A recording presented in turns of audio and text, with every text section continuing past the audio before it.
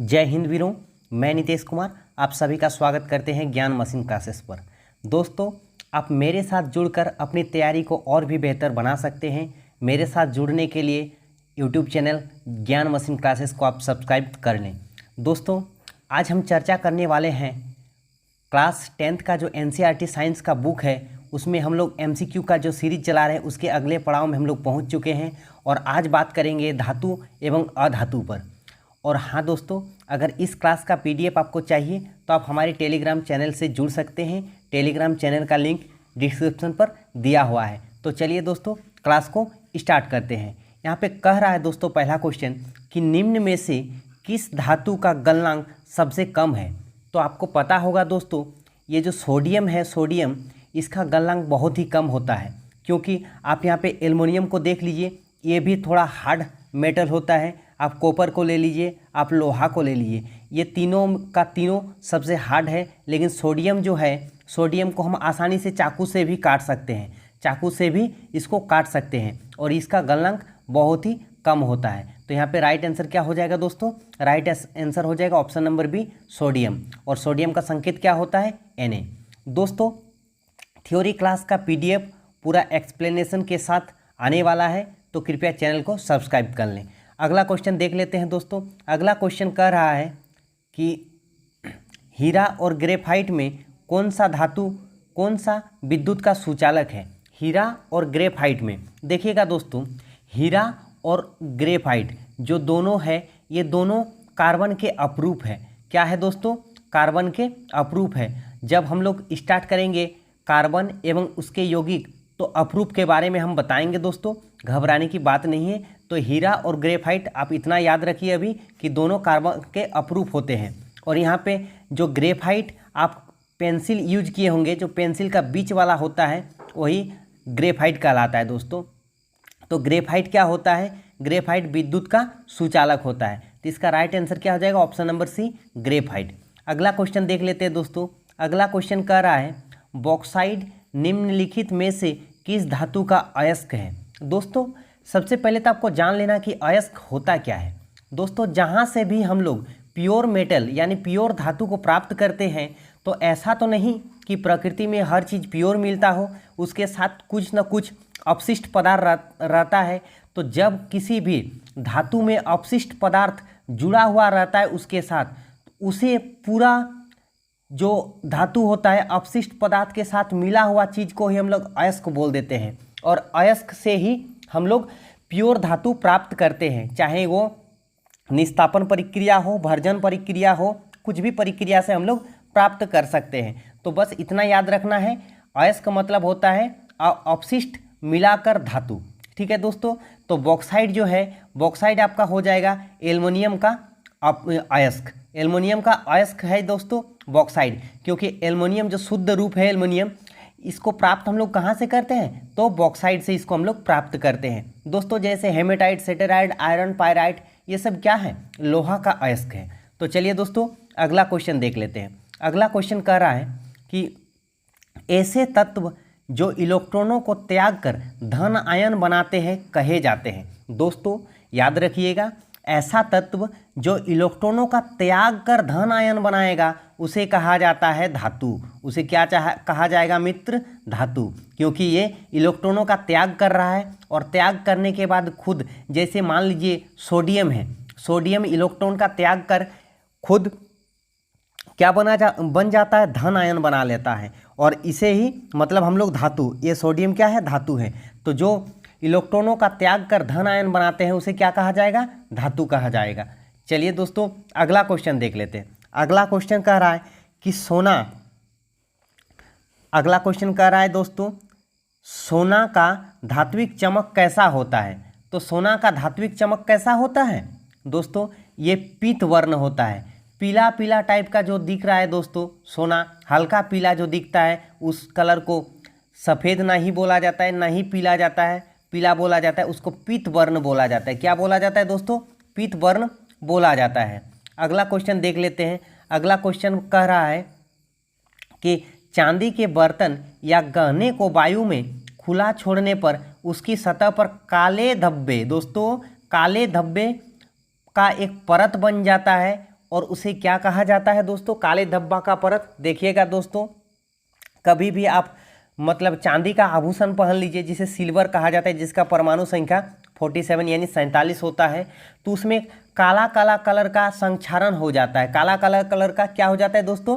संक्षारण हो जाता है, ठीक है। और वह परत किस चीज़ का बन जाता है? वो काला परत, वो काला परत बन जाता है सिल्वर सल्फाइड का। किसका बन जाता है? सिल्वर सल्फाइड का, सिल्वर सल्फाइड का। तो आपको याद रखना है दोस्तों, वो काला परत क्या है? Silver sulphide. और ये भी पूछा जाता है कि चांदी का जो संक्षारण होता है वो किस कलर का होता है? तो काला कलर का होता है। आपको याद रखना पड़ेगा, पॉलिटेक्निक में पूछा हुआ क्वेश्चन है दोस्तों, ये बोर्ड एग्जाम में भी पूछा जा सकता है। अगला क्वेश्चन देख लेते हैं। अगला क्वेश्चन कह रहा है कि 1 ग्राम सोने से 2 किलोमीटर लंबी तार खींची जा सकती है। जी हाँ दोस्तों, ये सोना जो है, सोना का तन्यता सबसे ज़्यादा होता है। 1 ग्राम सोने से आप 2 किलोमीटर लंबी तार खींच सकते हैं। तो बोल रहा है धातु का यह गुणधर्म क्या कहलाता है? तो अभी जस्ट हम बोले दोस्तों, इसी गुणधर्म को तन्यता कहा जाता है। मतलब कोई भी धातु को अगर खींच के आप लंबा कर सकते हैं तो उस धातु का यह गुण क्या कहलाएगा? तन्यता कहलाएगा। दोस्तों आपको याद रखना है, इसका राइट आंसर हो जाएगा ऑप्शन नंबर बी, तन्यता। अगले क्वेश्चन पर चलते हैं हम लोग। अगला क्वेश्चन कह रहा है कि निम्न में से कौन सा धातु विद्युत का सुचालक होता है? यहाँ पे आप देख सकते हैं कि यहाँ पे ग्रेफाइट दिया हुआ है, कॉपर दिया हुआ है, हीरा दिया हुआ है, सल्फर। तो यहाँ पे अभी हम कुछ देर पहले बताएं दोस्तों, ये जो ग्रेफाइट होता है, ग्रेफाइट कार्बन के अपरूप है और ये विद्युत का क्या होता है? सुचालक होता है। क्या होता है? सुचालक। तो इसका राइट आंसर हो जाएगा ऑप्शन नंबर ए, ग्रेफाइट।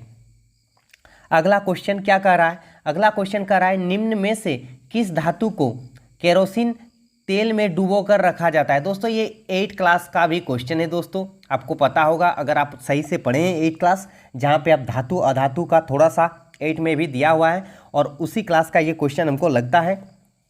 तो बोल रहा है कि किस धातु को केरोसिन तेल में डुबा कर रखा जाएगा या फिर रखते हैं?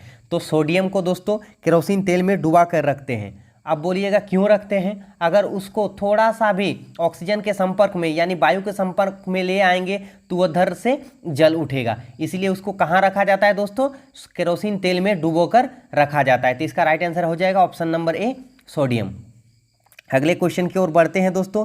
अगला क्वेश्चन कह रहा है कि निम्न में से कौन सी धातु पानी में डुबोकर रखा जाता है? दोस्तों अभी हम लोग बात किए कि जो सोडियम होता है उसे केरोसिन तेल में डुबोकर रखा जाता है और ये जो श्वेत फास्फोरस होता है इसे पानी में डुबोकर रखा जाता है। तो इसका राइट आंसर क्या हो जाएगा? Option number A. आपको याद रखना पड़ेगा, केरोसिन तेल में क्या रखा जाता है? सोडियम। और पानी में क्या रखा जाता है? श्वेत फास्फोरस यानी सफ़ेद फास्फोरस को पानी में रखा जाता है डुबोकर। ठीक है, अगला क्वेश्चन की ओर बढ़ते हैं हम लोग। अगला क्वेश्चन कह रहा है कि तांबा एवं टीन यानी Cu+Sn, ठीक है दोस्तों, ये टीना का संकेत होता है। इसका परमाणु संख्या 50 होता है। अगर आपको याद नहीं है तो याद कर लीजिए, ठीक है। और ये कॉपर होता है, इसका कॉपर का ये आपका संकेत है। इसका परमाणु संख्या आप हो जाता है 29, ठीक है। तो बोल रहा है तांबा यानी कॉपर और टीन के मिश्र धातु को क्या कहा जाता है दोस्तों? तो आपको याद रखना पड़ेगा, तांबा और टीना के जो मिश्र धातु होते हैं उसे कांसा कहा जाता है। क्या कहा जाता है दोस्तों? कांसा। आप सभी के घर में होगा कांसा, देखिएगा वह आपका तांबा और टीना का मिश्र धातु होता है। अगला क्वेश्चन क्या है? अगला क्वेश्चन बोल रहा है कि स्कूल की घंटी धातु की बनी होती है, क्योंकि देखिएगा दोस्तों, अगर धातु है और उसको पीटेंगे तो टन या खन की आवाज़ आएगा, लेकिन अगर अधातु है उसको पीटेंगे तो ठस खस इस तरह का आवाज़ आता है। तो जो टन या खन की आवाज़ आती है धातु में उसे ही क्या कहा जाता है? सोनोरस कहा जाता है। इसीलिए स्कूल की घंटी जो होती है वो धातु की बनी होती है ताकि उसमें सोनोरस जो उसका गुणधर्म होता है वो विद्यमान हो, इसलिए इसकी स्कूल की घंटी धातु की बनी होती है। इसका राइट आंसर हो जाएगा ऑप्शन नंबर ए, सोनोरस। अगला क्वेश्चन बढ़ते हैं दोस्तों। अगला क्वेश्चन कह रहा है कि सिल्वर तथा कॉपर उष्मा के क्या है? तो सिल्वर यानी Ag47, ठीक है दोस्तों, और कॉपर यानी Cu29, ये दोनों इसका परमाणु संख्या है और ये संकेत है। और ये दोनों क्या होते हैं दोस्तों? उष्मा के बहुत अच्छे सुचालक होते हैं, यानी ऊष्मा के बहुत अच्छे चालक होते हैं। इसका राइट आंसर क्या हो जाएगा? Option number B. अगला क्वेश्चन की ओर बढ़ते हैं दोस्तों। अगला क्वेश्चन कह रहा है कि लेड ऊष्मा का क्या होता है? तो लेड ऊष्मा का क्या होगा? कुचालक होगा। लेड क्या होगा दोस्तों?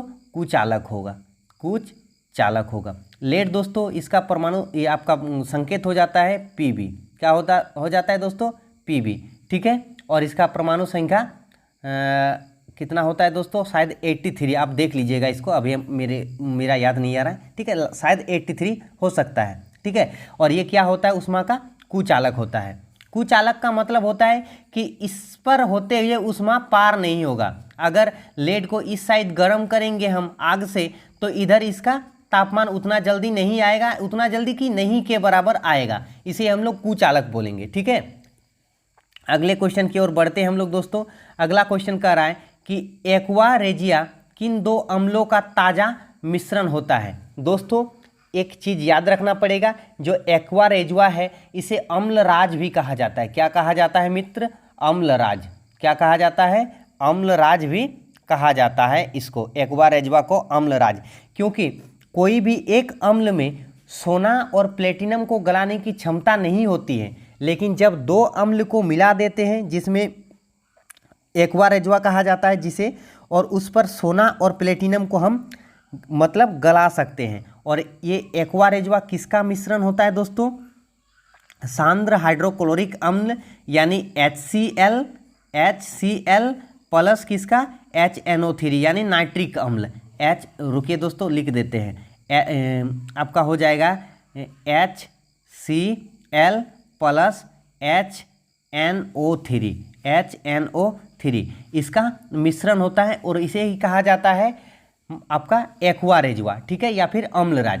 इसका जो अनुपात होता है दोस्तों, ये अनुपात में भी पूछा जाता है। ये 3 भाग होता है इस बिलियन में, और इसका HNO3 का 1 भाग होता है। और HCl हमारे आमाशय में पाया जाता है, यानी जठर रस में पाया जाता है। ये भी आपको याद रखना पड़ेगा। तो एक्वा रेजुआ किस किस अम्ल का मिश्रण होता है? आपका हाइड्रोक्लोरिक अम्ल और नाइट्रिक अम्ल HNO3 और HCl, और अनुपात में होता है HCl का 3 भाग और HNO3 यानी नाइट्रिक अम्ल का 2 भाग। चलिए दोस्तों अगले क्वेश्चन की ओर चलते हैं हम लोग। अगला क्वेश्चन क्या बोल रहा है कि कौन सा अधातु कमरे के ताप पर तरल अवस्था में पाया जाता है? दोस्तों यहाँ पे गौर करना है आपको, एग्जाम में भी अधातु पूछ रहा है। तो अगर अधातु के बारे में बोले तो आपका राइट आंसर हो जाएगा ब्रोमीन। क्योंकि ब्रोमीन जो होता है ये एक अधातु होते हैं, और ये कमरे के तापमान पर तरल अवस्था में पाया जाता है। लेकिन यहीं पे अगर धातु की बात की जाए दोस्तों, किसकी बात की जाए? धातु की। तो धातु में क्या हो जाएगा? पारा, जो कि कमरे के ताप पर तरल अवस्था में पाया जाता है। तो आपको याद रखना धातु में पारा हो जाएगा, लेकिन यहाँ पे पूछा है अधातु, इसलिए इसका राइट आंसर हो जाएगा ब्रोमीन। आपको याद रखना है, कन्फ्यूजन नहीं होना है। अगली क्वेश्चन की ओर बढ़ते हैं दोस्तों। अगला क्वेश्चन कह रहा है कि धातुओं के ऑक्साइडों का गुणधर्म कैसा होता है? तो धातुओं के जो ऑक्साइड होते हैं उसका गुणधर्म होता है दोस्तों क्षारीय। उसका कैसा गुणधर्म होता है? क्षारीय। अब बोलेंगे कि गुरुजी तब अधातु के ऑक्साइड का गुणधर्म क्या होता है? तो जो अधातु होगा उनका गुणधर्म अम्लीय होगा। कैसा होगा दोस्तों? अम्लीय होगा। आपको याद रखना पड़ेगा, वेरी वेरी इंपॉर्टेंट क्वेश्चन है दोस्तों। चलिए अगले क्वेश्चन की ओर हम लोग बढ़ते हैं। अब कह रहा है कि सक्रियता श्रेणी, देखिएगा दोस्तों 10th का एनसीईआरटी खोल के सक्रियता श्रेणी आपका दिया होगा, उसको आप ध्यान से देख लीजिएगा। सक्रियता श्रेणी में सबसे अधिक क्रियाशील धातु कौन से हैं? तो सबसे ऊपर आपको पोटेशियम मिल जाएगा, उसके बाद आपको सोडियम मिल जाएगा, ठीक है दोस्तों। तो यहाँ पे पोटेशियम तो नहीं है ऑप्शन में, इसलिए इसका राइट आंसर क्या हो जाएगा? Option number B sodium.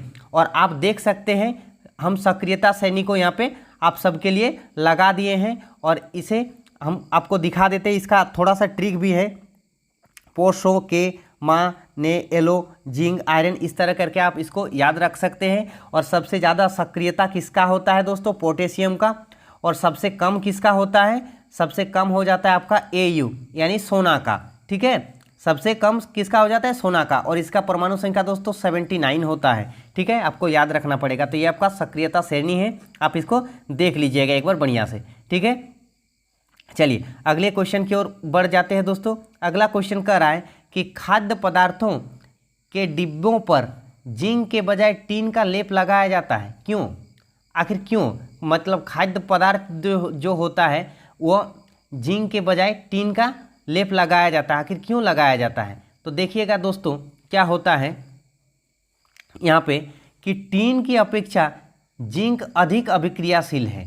मतलब अगर जिंक की बात करें और अगर टीन की बात करें यानी एसएन की बात करें तो ये ज़्यादा अभिक्रियाशील है, ये ज़्यादा अभिक्रियाशील है इसकी अपेक्षा, ठीक है। इसलिए टीन की अपेक्षा जिंक अधिक अभिक्रियाशील है, इसलिए टीन का लेपन लगाया जाता है, ठीक है दोस्तों। आई थिंक आपको समझ में आ गया होगा। अगले क्वेश्चन की ओर बढ़ते हैं। बोला है किसी कोष में इलेक्ट्रॉनों की अधिकतम संख्या होती है। किसी कोष में इलेक्ट्रॉनों की अधिकतम संख्या हम थ्योरी क्लास जो बताए थे इलेक्ट्रॉनिक विन्यास, अगर नहीं देखे हैं तो देख लीजिएगा, वहाँ पे मैंने बता दिया है कि ये एक फॉर्मूला से निकलता है 2n², और इसका राइट आंसर क्या हो जाएगा? Option number B 2n²। चलिए दोस्तों अगले क्वेश्चन की ओर बढ़ते हैं। कह रहा है कि निम्न में से कौन सा उपधातु है। दोस्तों इसका आंसर आपको कमेंट में देना है, आपको कमेंट में देना है इसका आंसर। जो भी राइट आंसर देंगे उनका नाम लेंगे, ठीक है दोस्तों। और हाँ, इससे पिछला लेक्चर जो था अम्ल क्षारक लवण में, उसका हमने एक आंसर आपको देने के लिए बोले थे और उसका आंसर चाहत जी ने दिया है।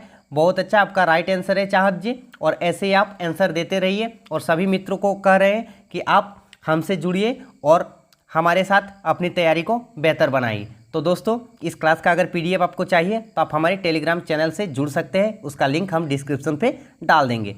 तो वीडियो को बस यहीं रोक देते हैं दोस्तों। जय हिंद, जय भारत।